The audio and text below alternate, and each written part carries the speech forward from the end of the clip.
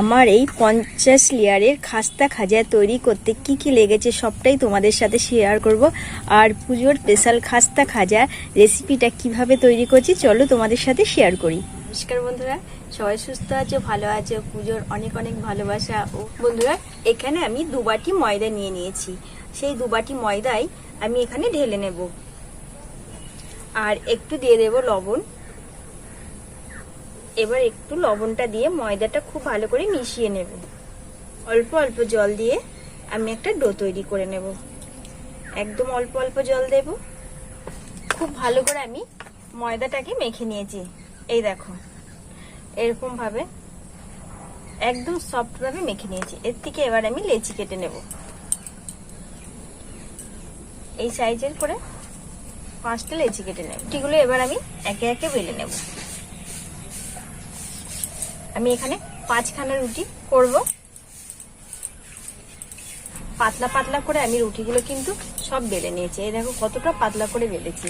এবার আমি লেয়ারগুলো সাজিয়ে নেব। একটা বাটি একটা চামচ নিয়ে নিয়েছি। এবার আমি এর মধ্যে নিয়ে নেব 3 থেকে 4 চামচ ময়দা। আর তোমরা এখানে কিন্তু কর্নফ্লাওয়ারটাও দিতে পারো। এখন দিয়ে দেবো এর সাথে সাদা তেল। এই ময়দা আর সাদা তেলটা খুব ভালো করে মিশিয়ে নেব। বন্ধুরা, এই দেখো তেল আর ময়দার মিশ্রণটা খুব ভালোভাবে আমি নিয়ে নিয়েছি ফেটিয়ে। আর তেল আর ময়দার মিশ্রণটা এবার আমি দিয়ে দেবো এই রুটির ওপর দিকে। আর দিয়ে খুব ভালো করে মিশিয়ে দেব। একে একে আমি লেয়ারগুলো সাজিয়ে নেব। আমি 5 লেয়ার করব। 5 লেয়ার করব। এর জন্য রুটিগুলো আমি পরপর দিয়ে দিচ্ছি। আর এইভাবে করে আমি প্রত্যেকটাতেই কিন্তু এই ক্রিমটা লাগিয়ে দিচ্ছি। তো করে চারিধারে কিন্তু সব জায়গায় লাগিয়ে দিতে হবে। এবার এই শেষ লেয়ারটা চলছে। আর যা আছে আমার হয়ে যাবে পুরোটা। 5 লেয়ার আমি খুব ভালো করে দিয়ে দিয়েছি। এবার আমি এগুলোকে পিস পিস করে কেটে নেব। এইদিকে একটু এরকম কেটে নেব।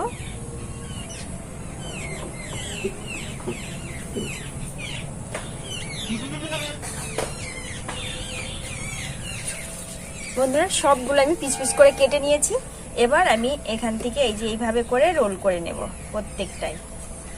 আর রোলগুলো একটু টেনে টেনে ভালো করে নিতে হবে। এইভাবে করে খুব ভালো করে পেঁচিয়ে নেব।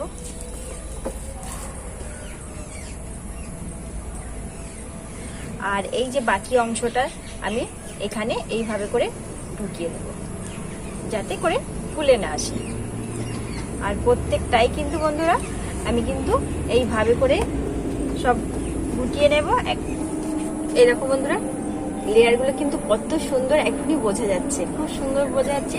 এবার আমি এগুলোকে হালকা হাতে একটু বেলে নেব, হালকা বেলে নেব।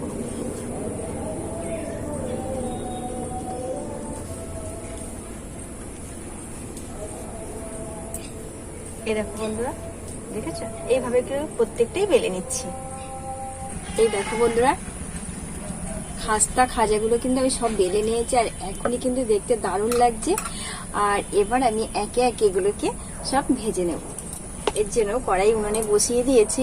আর তেলটা এবার আমি দিয়ে দেব। আর তেলটা বন্ধুরা অল্প গরমে দিতে হবে, তাহলে আস্তে আস্তে ভেতর থেকে ভাজাটা হয়ে যাবে। এবার আমি একে একে ছেড়ে দেবো।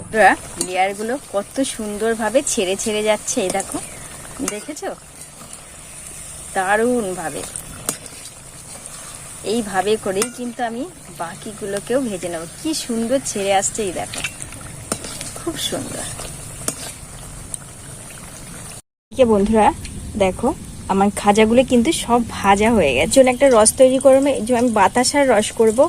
আর এই বাতাসার রসটা খেতে কিন্তু ভীষণ ভালো লাগে। এর জন্য এবার আমি কড়াইয়ের মধ্যে দিয়ে বাতাসার রসটা বানিয়ে নেব। বন্ধুরা, এইদিকে কিন্তু আমি রসটা একদম তৈরি করে নিয়েছি। এবার আমি রসের মধ্যে একটা একটা করে দিয়ে দেব খাজাগুলো। এই যে এইভাবে করে রসের দিয়ে দেব। আর দিয়ে কিন্তু আমি বেশিক্ষণ রাখবো না। এদিক ওদিক করে কিন্তু আমি তুলে নেব রস থেকে। আর দেখো বন্ধুরা, খাজাগুলো কিন্তু দারুণ হয়েছে, ভীষণ সুন্দর হয়েছে। এইভাবে একটু রসটা ঢুকিয়ে নিয়ে তুলে নেব। পুরো খাস্তা খাজা রেডি হয়ে গেছে বন্ধুরা। আর দেখতে দেখো কতটা সুন্দর লাগছে, ভীষণ দারুণ লাগছে আর একদম মুচমুচে হয়েছে আর রসে রসে টুকটুক করছে ভেতরটা কিন্তু। এই দেখো বন্ধুরা, দারুণ হয়েছে। প্রত্যেকটার মধ্যেই কিন্তু খুব সুন্দর রসটা ঢুকে গেছে। খাজাটা তৈরি হয়েছে, একদম লেয়ারগুলো কিন্তু দারুণ হয়েছে বন্ধুরা, ভীষণ সুন্দর। এই দেখো একদম দোকানের মতন তৈরি হয়ে গেছে।